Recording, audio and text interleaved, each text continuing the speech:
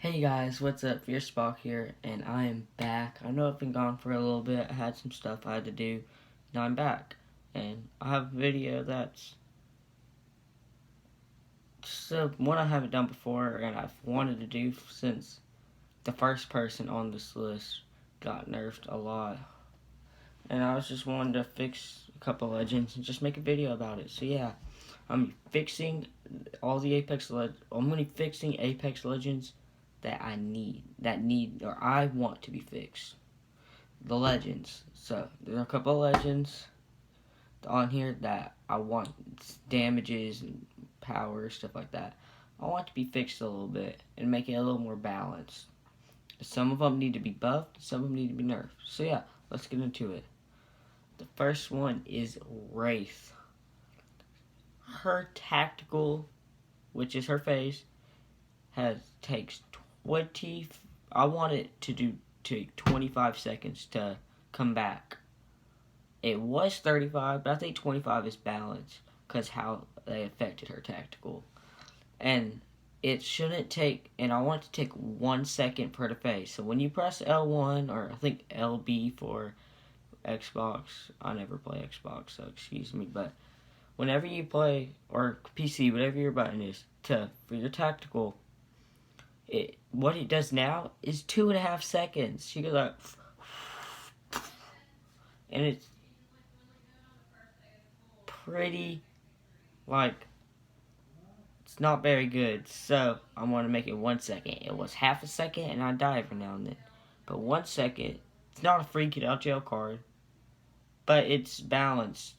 Where it's not useless if you do in a fight, because if you do keep it at 2.5 seconds, it does need to slow her down, because when you phase, it practically makes you stop. You can barely move. It's like getting hit by a Watson fence. You're just so slow while you do it, and it's easy hits. Used to, when it was like practically immediately, whenever you hit L1, it would phase. I would wait until I get low before I'd phase, and I'd try to get out of the fight while I'm still off shields, mid shield, stuff like that, and then I would suck because I could save it. But now, pretty much when I get into the fight, whenever they start looking at me, I'm gonna have to phase, because I know I'm gonna lose most of my health, if not all of it, by the time I'm phased. So yeah, that's all for Wraith.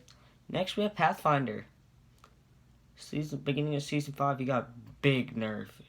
It made his old grapple cooldown was 14 seconds. They made it 35, which I think 14 was a little OP, but I think 35 is not good enough. So I'd say 20, because that's pretty balanced. Next you have Gibraltar, Big Chungus, whatever you all call him. Reduce his mortar hit damage to 35 damage per mortar. As you know, mortar, that's his ultimate that falls from the sky. Each one a direct hit, or each one that explodes and you're in the range or lands on you, is 40 damage. Now, I want to make it 35, because 40 is just a little too much. Because, there are times where you'll get hit by 3 or 4 of them, and if you take 40, 3 or 4, you're pretty much dead if you have a great body. But 35, you'd just be really low, which, ultimates aren't supposed to be a pretty much automatic kill, because that's just not right. It's overpowered. You want to make it where it can do a lot of damage and hurt you a lot, but it doesn't need to be an automatic kill, because you have to go in and finish it. So yeah, that's why I want it to be 35 damage. Next, we have Bloodhound. His tactical cooldown is 25 seconds right now, which is kind of OP, because, I'll get in a fight against another team, and I'll get scanned 6-7 times throughout the whole fight by Bloodhound. It's like, pretty much almost at all times, Bloodhound can know where you are, which isn't very good. It's very kind of overpowered, because it doesn't affect him at all. Where Crypto, he can know where people are at all times, but he's defenseless. So, it's fair, but Bloodhound, it's a little OP. So, I'm going to say 40 seconds. So, at max, you're pretty much going to scan this 3 times in a fight at max. So, yeah. Next, we have Caustic. Caustic's a little overpowered. I say a lot. Before I get into it, I want to tell you a story. It's story time. So, I was playing Apex. It was my team versus last team. I was in Season 5. it was my first time touching the Peacekeeper all season. It was like maybe 2-3 weeks into the season, and I had it, and I was so excited because I just killed somebody with it, and I was like, I missed this gun. I love this gun. We're gonna catch this dub. The last team, we were in a house, in the bottom floor. He trapped the upstairs without us knowing, trapped us in the downstairs, and we died. All of us died within less than 5 seconds, which is kind of bad because we had no way protecting ourselves, which is pretty overpowered. So now I'll get into actually what should be fixed.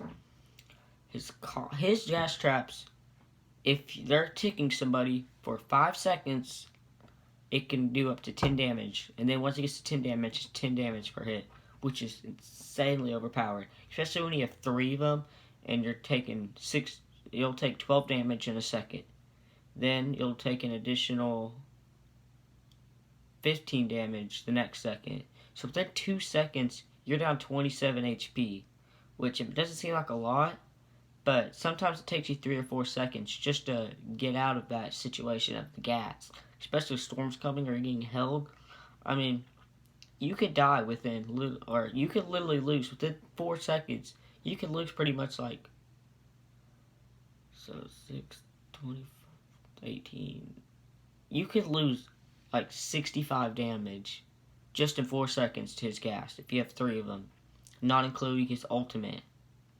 So I have it where if you have 3 or more gases, it shouldn't go over placed at once. It shouldn't go over 6 damage. So the max you're going to do a second is 18, which is fair, because a tactical's not supposed to squad wipe somebody within 5 seconds. It's supposed to do a bunch of damage, but not completely squad wipe. That's why it should, if there's 3 placed at once or more, it should only be able to do up to 6 damage.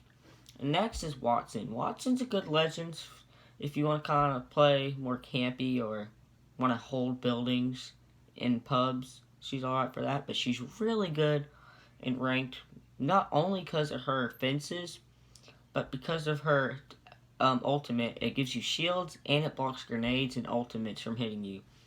So if you have, one thing I've done is I've taken fights against Gibraltars, and I literally don't even have to go for cover. I just place down my I hide behind it, and then while Gibby and his whole team is sitting inside a dome, I'm untouched out in the open throwing grenades in there, forcing him to come out and take damage from his own ult, which is a very good play, and it's just a